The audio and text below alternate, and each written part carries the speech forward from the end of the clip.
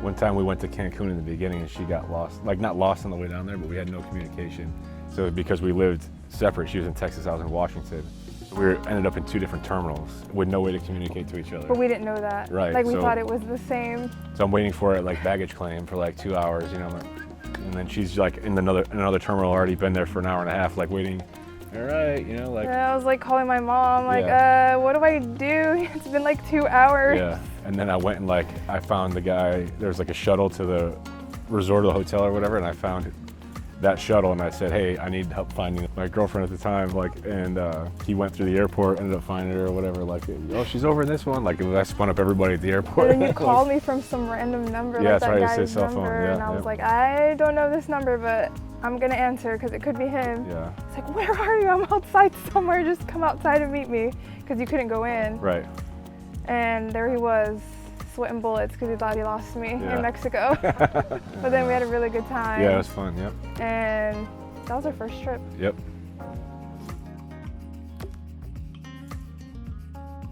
Knowing that we were going separate, like you were leaving the state and I was going back to school, you were making plans for like months, you know, in advance. And like, who does that, you know, like knowing that even we're going to be long distance, you're still saw this being something long term, that you're making plans to make sure we saw each other. That in itself was like, you know, you meet people and that don't go to that extreme. Here we are talking about flights and stuff, you know, so that was said a lot. It's like, this could be something.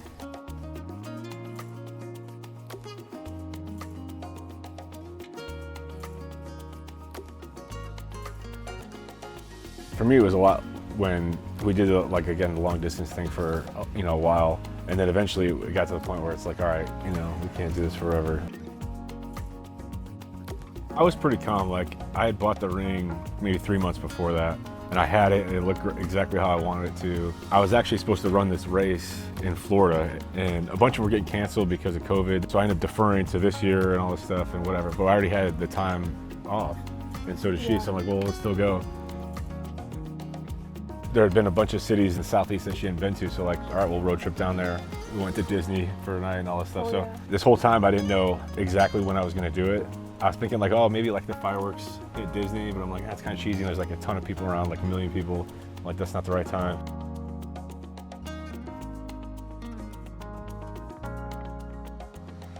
We were going down to the Keys, and when we lived in Florida, we did that quite often. We had a lot of good memories of like snorkeling. Usually it's no problem, you can show up and then get on the boat and go snorkel.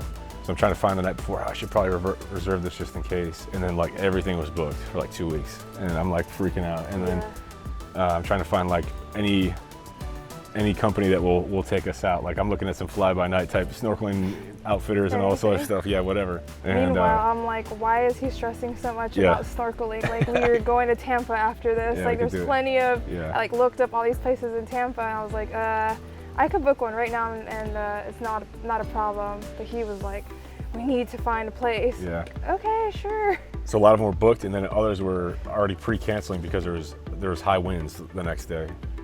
So I'm like, oh, this isn't gonna work. Like, so I ended up finding a place that's still going out. We were able to book. I call them the first thing in the morning, like, yeah, we're gonna go out. We'll let you know like if we're going to the reef or not. I think we called it like whatever it was, 11 a.m. We're like, yeah, we're not going to the reef because of the winds, but we're gonna go to the mangroves. I'm like, perfect.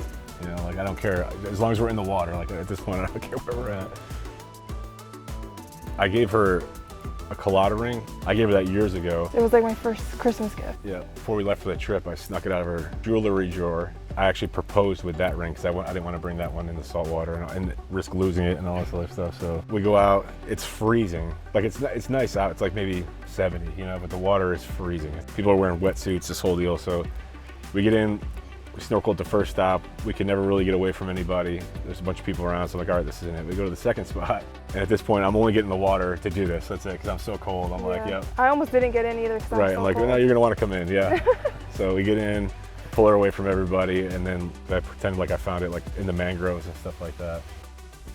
Funniest part of the whole story is when I give her the ring and present it to her. She's like, I was so confused. And she's like, that's not mine. Put it back. I'm like, I didn't pack that, and I know I didn't pack that.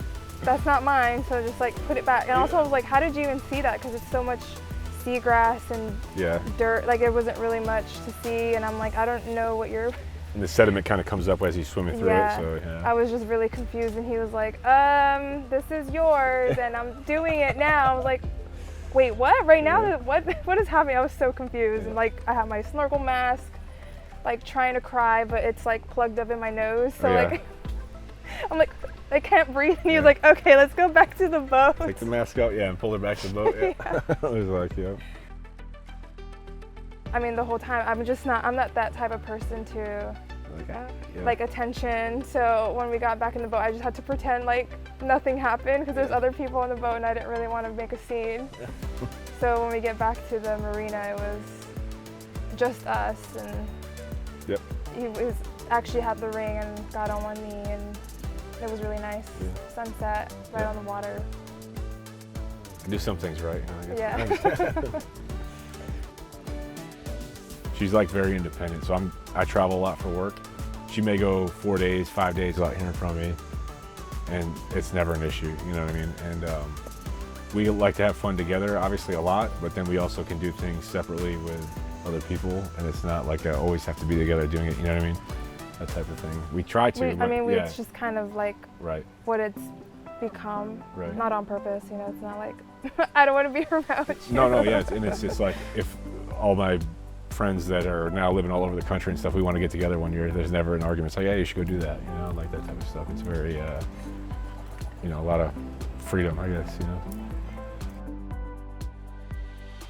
Mine is support, like since the very beginning, because again, there was a lot of like unknown in my like pathway, and the fact that, I mean, yeah, it was a struggle, but the fact that you still were just like trying to find things to help me find my way and still be supportive about it was really nice, because there's a lot going on, but you still found a way to keep me motivated and make me feel like as much as home could be, you know? Yeah. At that point, it was just you and I, so because of you, I do what I do because of you. Yeah. So if you weren't there,